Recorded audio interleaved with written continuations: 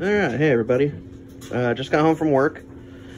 I work 24-hour shifts, so it's either go to sleep or do something else until this afternoon. So, thought I'd do a gear review real quick of the music gear that I have. Some of it's not here, but I'll show you the ones that I do have. So I like to collect guitars. So this here, I got this in 2009, I believe, or 2008. It's a 2007 or 2008 model. This is a Reverend Warhawk 2. I couldn't find a whole lot of information about it, so I actually talked to Joe Naylor at Reverend, sent him some pictures of it. Has an interesting story. He designed this guitar. They took it to the NAMM show that year. This was a special color, was never supposed to be in production. They just had it, painted it, took it to NAMM, and people went nuts for it. So they started ordering them. They built that. This is no longer in production. So if you don't know anything about Reverend guitars, go check them out. They are absolutely amazing. I've had USA Gibsons, USA Fenders. This is one of the most solid guitars I've ever owned. I will never get rid of it. I'm 33. I bought this when I was 19. Played the living hell out of it.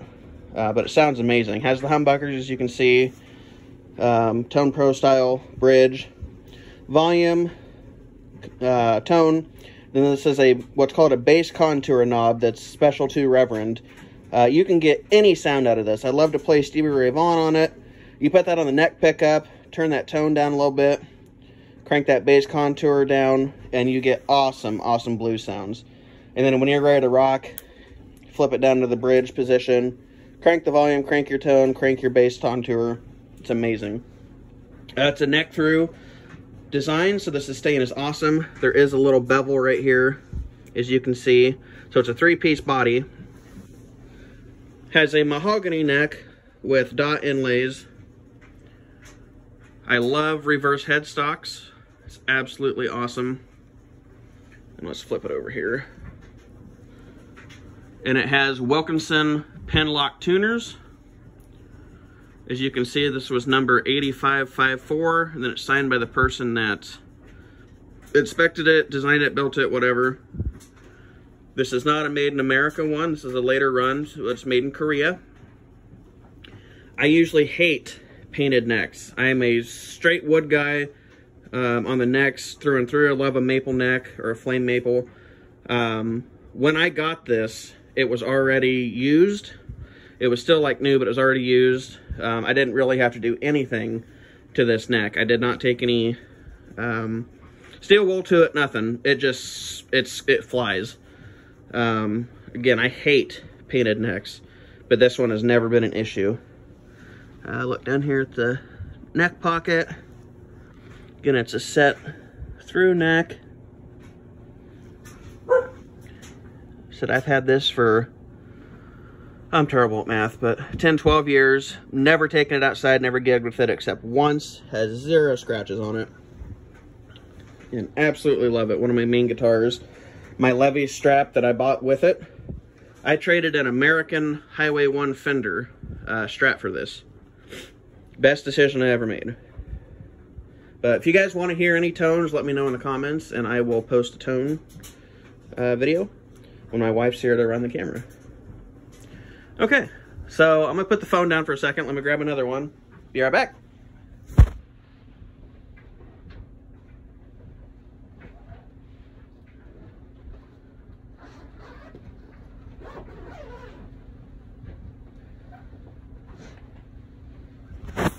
All right, so number 2.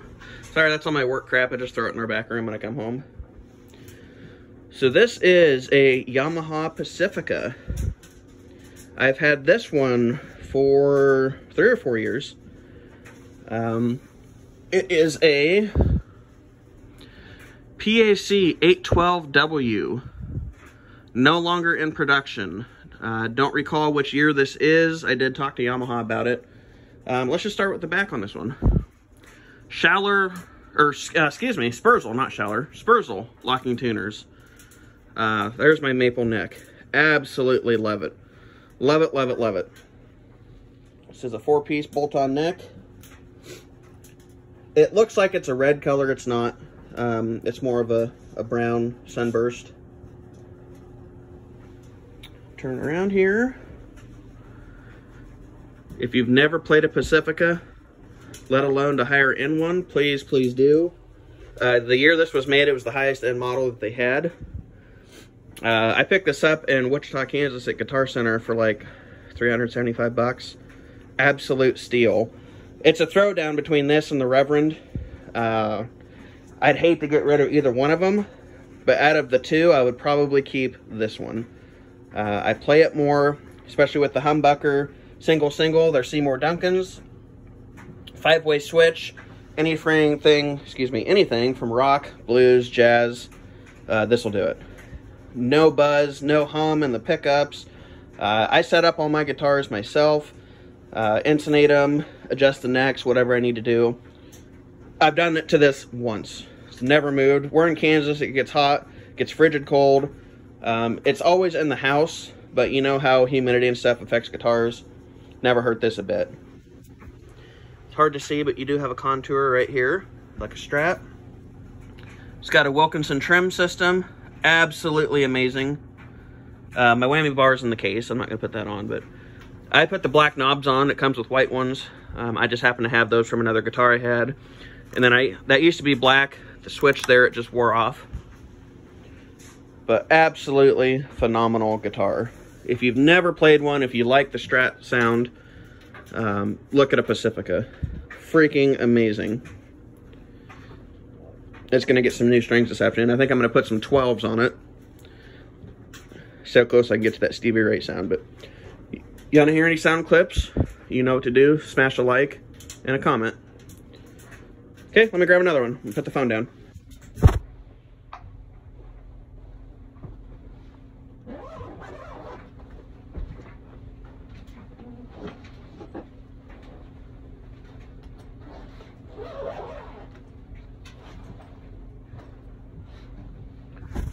So this is the only acoustic I have.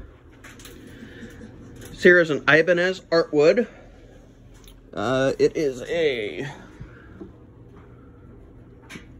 see if we can get that to... nope. Ibanez artwood. AC 240. Open.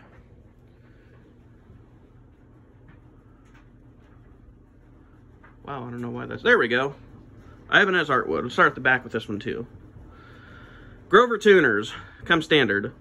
My wife wanted to learn how to play, so we actually got this for her. Yeah, she doesn't play it, so it's now Luke's guitar. I play the living crap out of it. Again, nice wood neck. It's got black binding and a nice herringbone looking stripe going down the back. Just side shot here. Just restrung it. Usually I like to play elixirs. I just happen to have a set of the Diardio. These are the coated strings. I love coated strings on acoustics. They last a long, long time. But really, really great guitar. This one too was like 299 bucks. Amazing.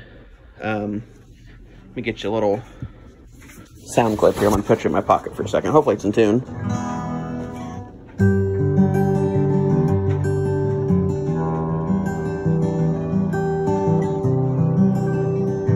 Little out of tune. I haven't played it since I restrung it, but it's a great, great guitar. I wish I had a pickup. I might put one on it later, but absolutely killer guitar. And a bargain at that. Okay, so there's that one. Let me put you down again and grab one more.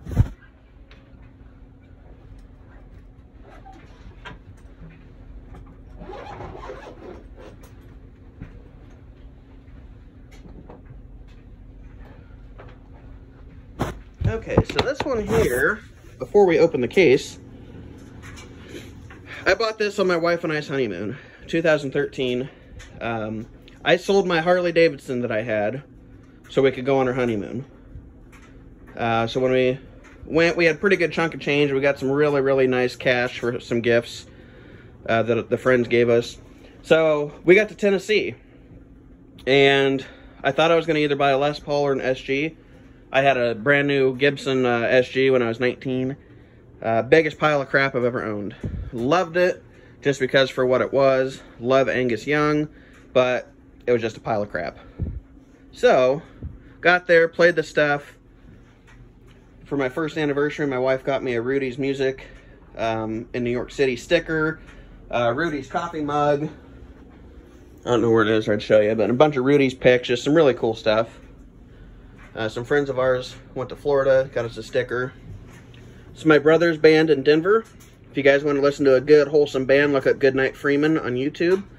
They are awesome. My brother's the bass player. And I'm a hunter. I live here in Kansas, so, you know, gotta have a Henry rifle.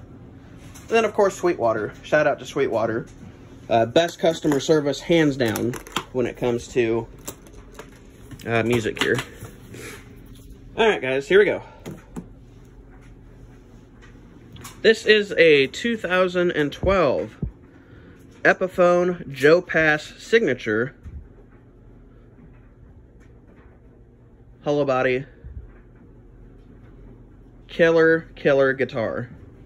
The headstock is a big reason why I bought it. I didn't even know who the hell Joe Pass was. Shamefully, I say that, but I didn't know who he was when I saw this guitar, but I played it, plugged it into a Fender tube amp there at the music store in Tennessee, and just absolutely crushed it. It does have two humbuckers, the rosewood bridge that's adjustable, sweet gold tail piece, you know, volume, tone, three-way switch. Main reason I bought this, like I said, the headstock, but when I was a kid, he still has it, my brother has it now, but my dad had a 1972 or 5, I think 75, Guild X175 that looks very, very similar to this. This is all bird's eye maple. It's hard to see here in the video. When I got this, it was way, way lighter. This has darkened a lot over the years. Grover tuners, standard on them. Again, Korean guitar. Really, really nice cream binding. The neck joint is amazing. Again, that two-piece back, you can see the two pieces there. Just a really killer guitar. Let's see if it's probably not tuned either. I very rarely play this one. Hey, pretty close.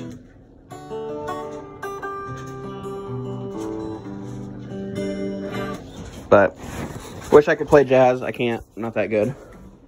But really, really like this guitar. And since I bought it on my honeymoon, it'll never go away. And I want to say, I have the original hang tags and the receipt in here. Note from my wife from our honeymoon. I won't show that to you. So this brand new and the case, I paid, so it was on sale. I paid $5.99. It was marked at $9.99. So the guitar and the case, I got it for $7.35. Again, got all the original case candy in there. If you're ever in Sevierville, Tennessee, check out Music Outlet. I hope they're still there. Really killer store. Again, I always keep all the case candy when I get it. Filled out the records. Bought it in 2013.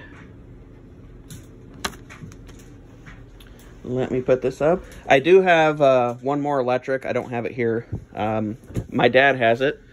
He's going through and battling cancer for the second or third time. So every time I go up, I take him a new piece of gear so he can fiddle with it. I have a Slick brand Telecaster.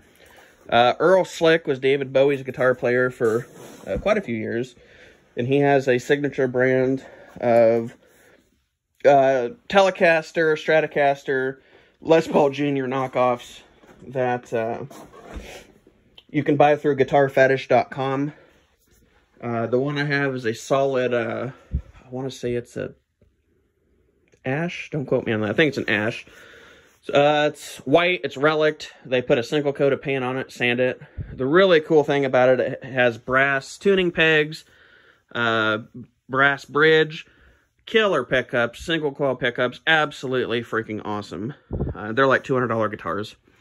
Really, really cool, but that one's up at my dad's. So this is my main amp. I do have a Marshall tube amp that I bought when I was probably 15. That's also up at my dad's. Our house is pretty small, just way too big of an amp, has two 12s in it with the Celestians, just a screamer, but I didn't need it, so he has it up in his workshop that's next to the house, and he plugs into it there. But so I've had this about a year. This is the Boss Katana MK2. This is the second generation of the Katanas. Sorry about the dust. Usually I'm picky about it, but... So, if you haven't played the Katanas or heard about them, look them up. Awesome amps. They are solid state for you tube snobs out there. It sounds absolutely awesome. So you have your brown, your lead, your crunch, clean, acoustic. Then you hit that variation button, and you got a variation on each of those. Gain, volume, your equalizers, blah, blah, blah. Your effects, booster, mod, effects, delay, reverb. Every time you hit this button, you can change it. Boss also has a online store you can go to and plug your laptop into this. And you can get every pedal that Boss has ever made to run through this amp digitally. It's awesome. Master volume, you can also change your wattage, 50, 25, 0.5. If you want to just play in a bedroom, you know, play a gig, it's awesome. This has a 1x12 in it. Ernie ball cable. I was tired of buying the cheap crap. I think this cable was 30 bucks, but my God, it's braided. It's awesome. Guitar fetish tuner. Deer skull, if you guys are hunters. My wife decorated this room back here with music stuff. It's kind of cluttered right now, but some tickets when we saw Ringo Starr. And, oh, these are kind of cool. So last time I was up at my parents', I went through their old records. They didn't listen to them anymore, had no interest, so I brought them home. My dad bought all of these in the 60s and 70s when they came out, but I listened to these as a kid. It's got Lead Belly. Got an original copy of Let It Be by the Beatles. That's really cool. He has three copies of this at the house. Peter, Paul, and Mary. Always loved them. This is Creedence. Bayou Country. It's got songs like Born on the Bayou, Good Golly Miss Molly, Proud Mary, Keep on Sugarlin'. Beach Boys. I listened to this one probably more than anything. This is a double album. I don't know if you can read that or not. There we go. Surfing Safari, Surfer Girl. Killer album. Janis Joplin, Pearl. My mom bought this one, brand new. But it's got, Me and Bobby McGee, My Baby, Get It While You Can. Love Janis. James Taylor. This is my wife's favorite musician. We went and saw him in concert a couple years ago in Kansas City. Amazing, amazing concert. Still one of the best. This one here, I believe, is Simon and Garfunkel. Yes, Bridge Over Troubled Water, Columbia, Simon and Garfunkel. The Ventures, I played this one a lot too. Great album. And an original Cosmos Factory. Still absolutely love Creedence, one of my absolute favorite bands. Especially good old John Fogerty. That's about it, guys. Next time I do this, don't be surprised if I don't have different gear. I go through stuff all the time. I get bored with it. Just another little music corner in our junk room. My wife made that after we saw James Taylor. This has always been one of my favorite pictures. This is me and my dad when I was just a little guy. Absolutely love it. It hangs in my music room next to my gear. But yeah, that's about it. Hope everyone's doing well. If you want to see any of the gear that I showed played, leave me a comment, let me know. When I get that Telecaster back, I will show you a picture of it. All right, stay safe, take care, bye-bye.